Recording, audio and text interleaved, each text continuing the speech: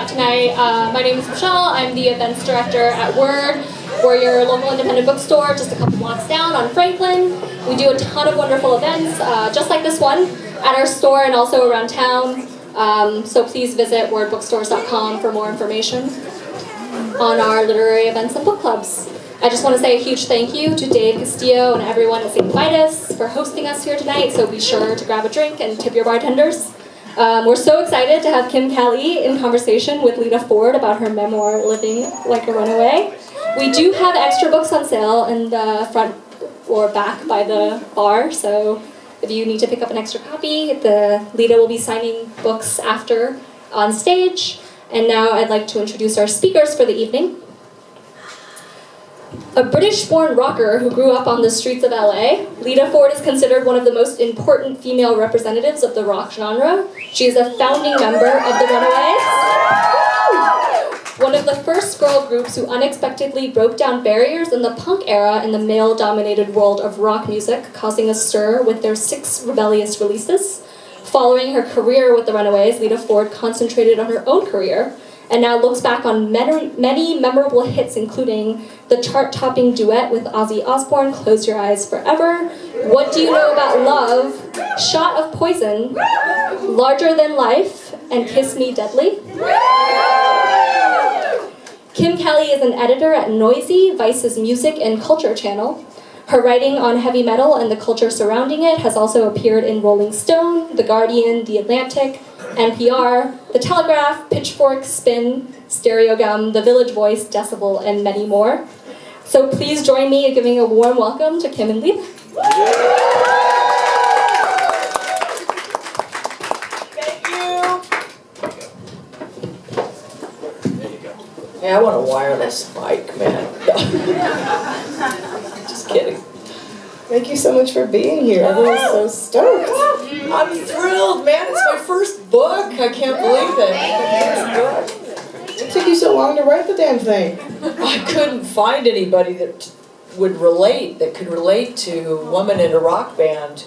The co-authors were not getting it. So I did it myself, pretty much. Pretty much, with the help of HarperCollins, of course, behind me. It comes out tomorrow, right? Officially comes out tomorrow. Yes, tomorrow. Yeah, I can't wait. It's a big day. Party time. It was delayed for a little while, right? It took you a little while to get this thing out there. It's been delayed, yeah. It was delayed a few times. But finally, the day has come. But it had to be right. I didn't want it to come out unless it was absolutely perfect. Sounds typical of you. So going back, way back to the Runaways, the thing that really struck me when I was reading this book is how your parents were so down with what you were doing. Like, you were 16, you were in Hollywood, you were like fully immersed in the rock and roll life, and your mom and dad were like, cool. Like, how did you get away with all the stuff you got away with? I don't know. It's a good question. I don't know how they put up with me, to tell you the truth.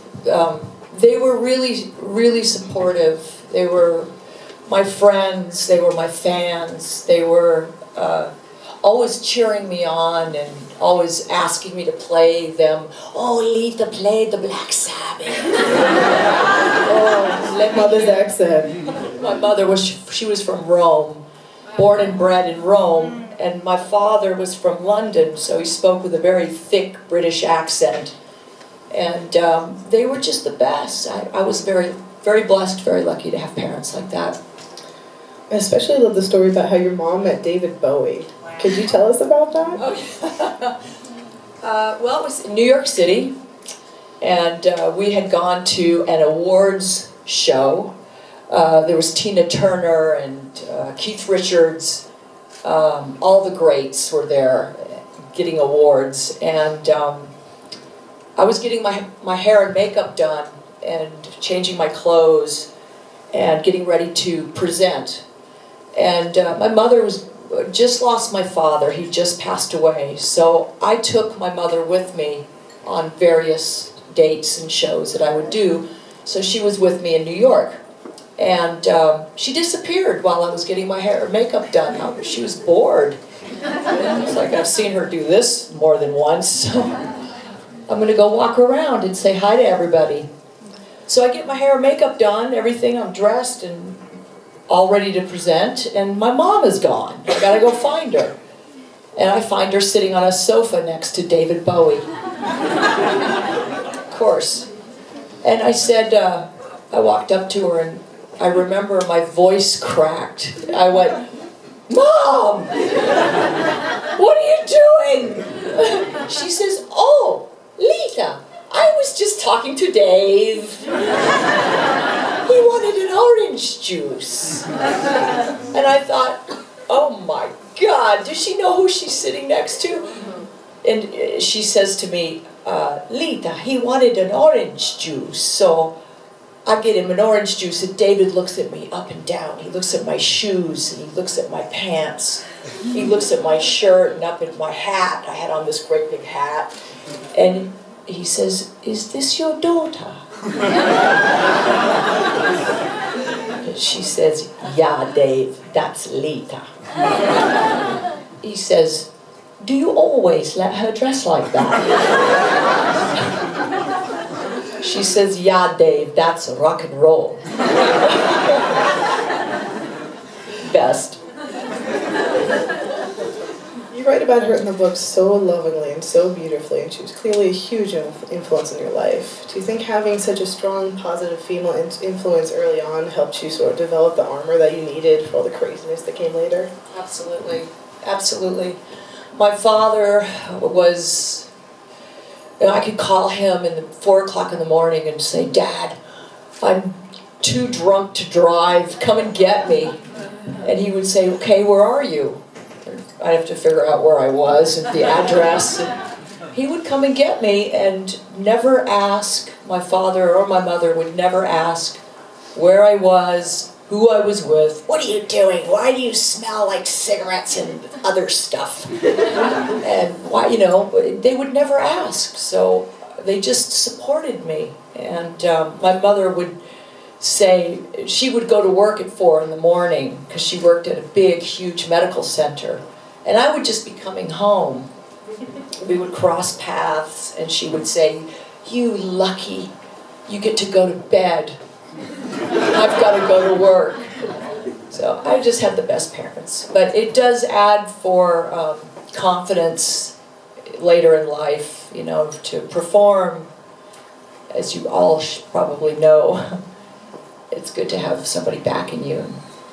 So many kids don't get that. Like, my dad still can't figure out what I actually do. It's been like 13 years. But, as long as you don't ask me for money, they're fine, right? So in the book, I love the way you talk about your guitar playing. One of the things that hit me early on in the book, you're talking about how you never saw anything strange about the fact that you wanted to shred. Like, you're into heavy metal and heavy rock. It was the most natural thing in the world that you wanted to play like Tony Iommi. It seemed like it took other people a little while to catch on to that, though. Yeah, it did. It became a neighborhood gathering. People would come over to my house and sit and watch me play.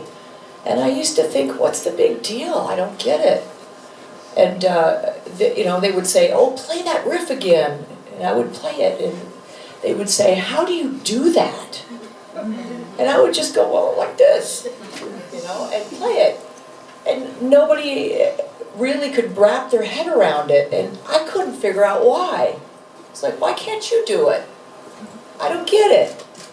So then, the Runaways came along. Can you tell us about your Sweet 16? I remember you had a great story about that in the book. Oh, God.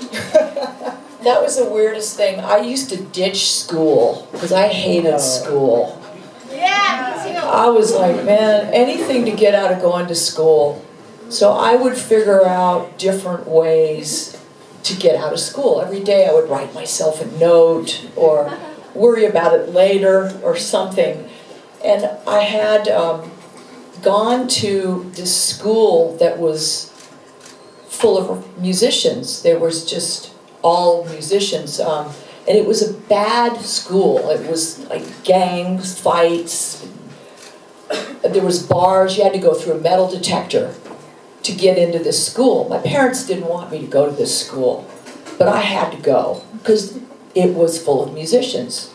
So I used to take the bus all the way down into the really bad part of Long Beach. And that's where I hung out with my friends who would come over, and we formed this little band. And we played at my 16th birthday party, which was in my driveway. Well, the police showed up, and about 250 people that I didn't know showed up. It turned into a block party. It was awesome. So my mother was playing cards, and she says, I can't hear anything. Because the music was so loud. The table was shattering, and glasses were from the music. A police officer shows up, and he knew my mother from the medical center. So he says, is your daughter? And she says, yeah, it's Lita. It's her band. And he said, well, if it's your daughter, it's okay. Then you can play until midnight. So we got to jam until midnight. My father came home from his fishing trip, cracked open a beer, and joined in the party. It's a hell of a first show. 16th birthday party. Rocked. Now, it's been a long time since that first show, and you've done a hell of a lot of things, and you're back on tour. Like, you start up again next month, right? With Hailstorm? Right. Now, I remember reading about with you in the Runaways, you were on tour in like a janky old station wagon or something, right? Yes. Yeah. That's question. Now, it's probably a little different now, right? Yeah, well, yeah, it is a lot different. What's the biggest difference now that you've noticed since touring, back in the day and touring now? Like, you didn't really have iPhones back then. There's got to be other things, right? Oh, God. Thank God there was no YouTube back then. I would be up in trouble. Back then, I don't know. Well, growing up in the Runaways, actually, it was the first tour we ever did was with the Ramones. I didn't go to graduation, high school graduation. My father went and picked up my diploma because I was on tour with the Ramones. So they would put chicken wire up in front of the stage because people would throw handfuls of change at the Ramones. And all kinds of like beer bottles and other stuff that you just don't do anymore. Yes. And then the punk scene, there was the spitting, where everybody would spit and you could see it flying through the air. Everybody would just hawk loogies on you. And that was cool. That was considered cool. So I learned to spit back. Reading about one of your fights, you cocked a pretty mean loogie at this one girl. What was she doing? One girl, it was a guy actually, he had a beer, and he was standing right in front of me, and he was gonna shake the beer and open it on me, because he thought, I'm gonna get this girl, I'm gonna make her mess up, or I don't know what he was trying to do. But he didn't know that I saw him with this beer, and I was waiting for him to get it right perfect and hold it up. And I kicked his wrist right here. I just went wham with these big old honking high boots that I had on. And his beer went and it went flying backwards over the crowd of people. I think I broke his wrist. I'm pretty sure. He had it coming. He did. When you were starting out, you mentioned there's a lot of focus on your looks, because, like, you're a babe. Can you remember a time when, like, the moment, or, like, the time in your life when people finally just started focusing on your guitar playing and realizing that you weren't just a pretty girl, you were a fucking shredder? Oh, boy. It wasn't that long ago, actually. It took a while. I would watch people's faces just mesmerized. You weren't quite sure what they were thinking. Mouths open, blank look on their face, watching you play. It's just the coolest thing. It just makes you want to play harder. Shove that guitar right in their face. To show them. So it was always great. But recently I was presented with the Legend Award from Guitar Player magazine.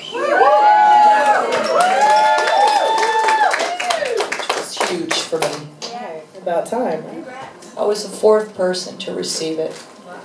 It was Joe Perry, Les Paul, and I can't remember who the third person was, but I was number 4. Pretty decent company to be in. Absolutely. Great job. Thank you.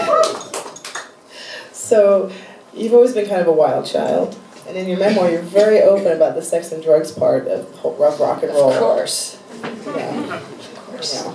Yeah. So what's, out of all of your wild child adventures, what is the one that you remember the most? What's the craziest thing LITA FORD has ever done that you can tell us? Writing that book. It is definitely a roller coaster. Yeah. Yeah, it is. It is. It's really a great book, and I got to tell you, I probably wouldn't have released it if it not been for HarperCollins and their support on They're this all book. out here. Yes, they are here tonight. I mean, it's definitely it's got some bombshells in it. Yes, it does. It does. I wouldn't have it any other way. You're LITA FORD. And I've got to ask, I swear it's the cheekiest thing I'll ask you about. But you definitely dish a little bit about your sexcapades. And you mentioned Richie Sambora was pretty, was a high point. But out of all your adventures in that regard, who is your favorite rock and roll hookup? I know, I just got to know. I have a couple of them, actually. I would say Glenn Tipton and Nikki Sixx. Hey, I can see that. I mean, British accent. Not at the same time. Damn. Pre-marriage. Nobody was married at the time. It was the 80s, my God. It was the 80s. Yeah. Were you ever, in your book, you're very candid. You really let us into your life. Were you ever worried about how open you were? Like, you do not hold anything back. Like, were you nervous about putting this out there, or did you just figure, fuck it, I'm LITA FORD? I had help.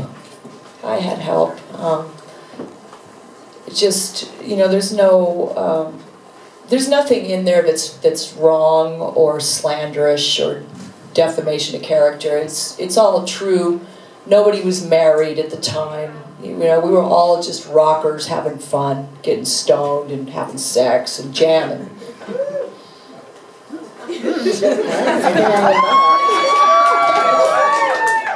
Right, they're down. Yeah.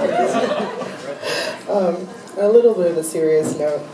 I'm a big Black Sabbath fan, as you were too, and reading the passages about Tony Iommi and some of the things that transpired in your relationship was pretty brutal. And it took a lot of courage to put that out there, because it's rough. Like, being a survivor, it's not easy. And what made you want to speak out about the unpleasant aspects of your relationship with them? Well, Tony Iommi he still is my idol, one of my idols. Him and Richie Blackmore were my guitar heroes. He wrote some of the best guitar riffs on the planet, I mean, if not for Black Sabbath, where would we be? Where would Metallica be, or bands like that? Where would I be? None of us would be here. But he has an angry side to him that I think he was not the guitar. He is the guitar hero that I thought he would be, but he's not the person I'd hoped he would be. That he learned things from his family growing up, mainly his father, who was abusive to his mother. And he took that, and he could have chose not to be like that, but he didn't. And I don't think the drugs helped. Of course. You're amazing, Lita! Thank you. They always say you never want to meet your heroes, right? It can be a dangerous thing. It hurt to know that this guy that I worshipped the ground. I thought he was a god. that he would turn out to be like that. And I was really devastated afterwards, because we were engaged to be married. We were engaged for 2 years. And afterwards, I went on a drinking binge, and because he didn't want me to drink, but it was okay to do blow and take Placidils and whatever, you know, these things. But I just, I was very hurt, and I went out and got a tattoo and went on a drinking binge. Thankfully, you survived and you went on to kick ass until right now. Yeah, States. yeah. So it's a wonderful story, and I think you're very, very brave for being like, this is the truth. This is what happened. And another thing, as far as my last serious thing, I think last year your former bandmate, the Runaways, Jamie Foxx, she came out with some allegations of being sexually abused by your former manager producer Kim Fowley. And then I was looking at the story, and I realized that you're basically the only one who stood up and was like, well, I believe her.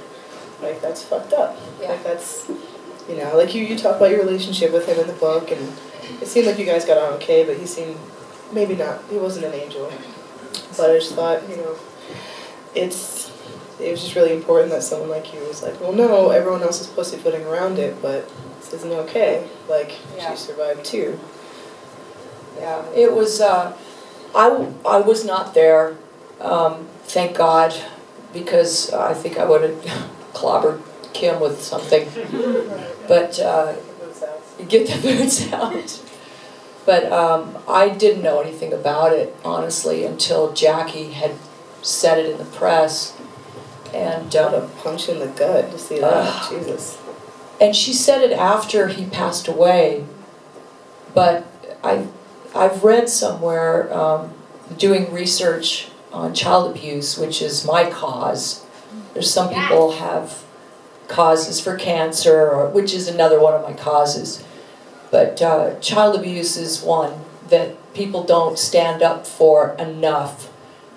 And I believe Jackie was a child when this happened.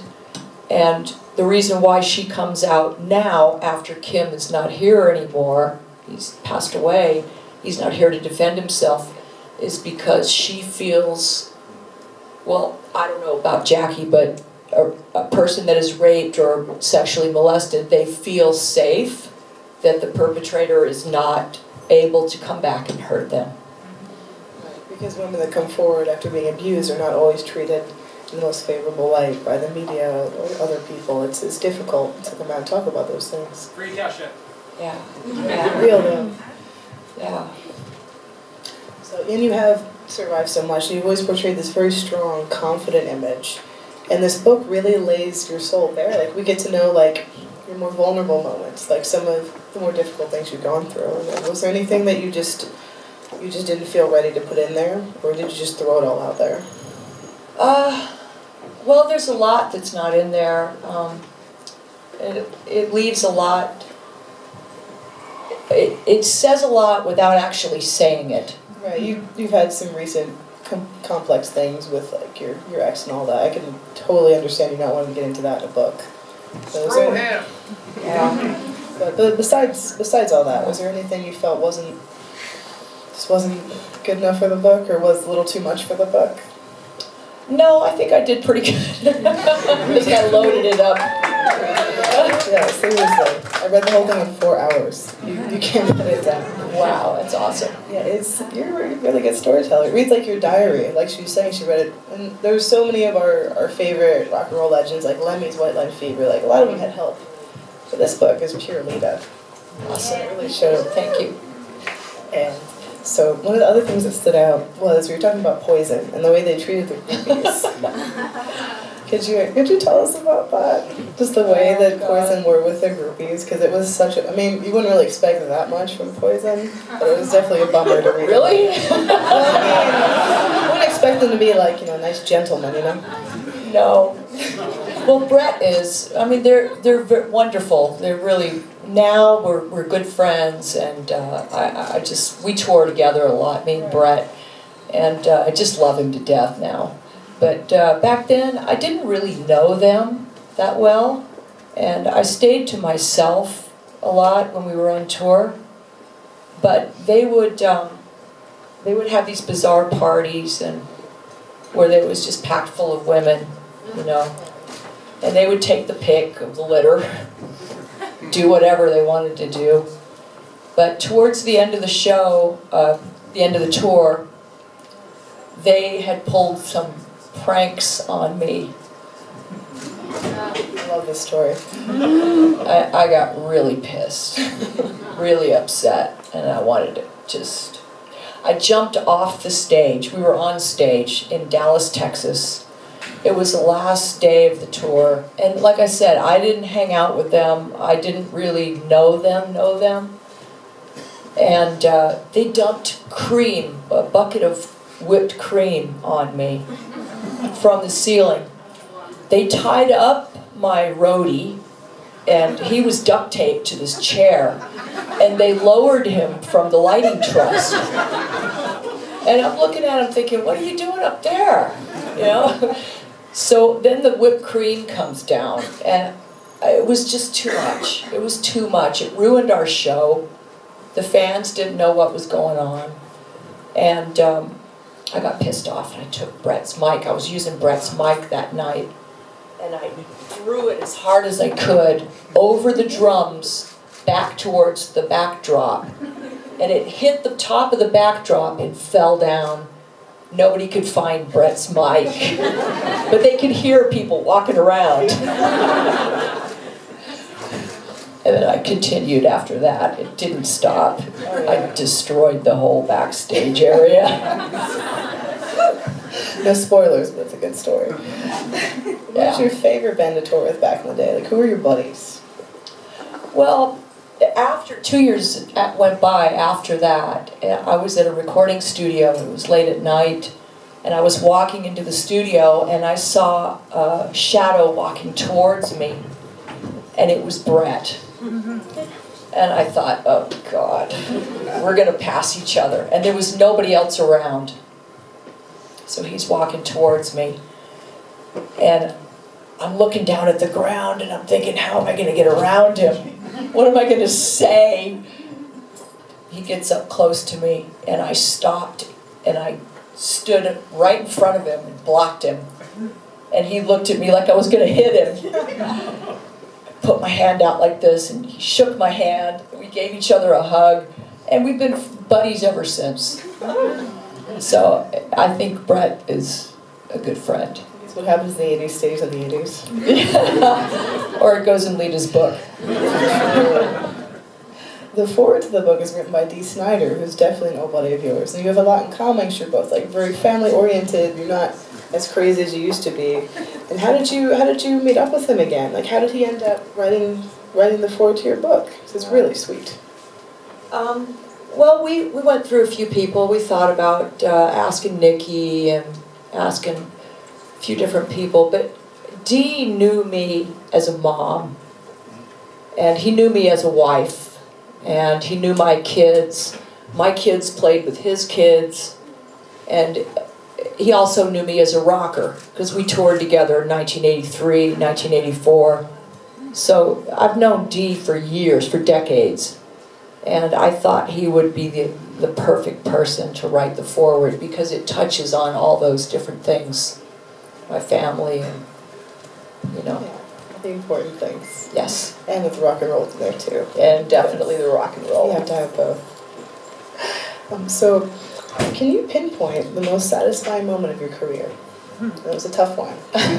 You've toured with everyone. You've toured arenas. You've won Grammys. Like all sorts of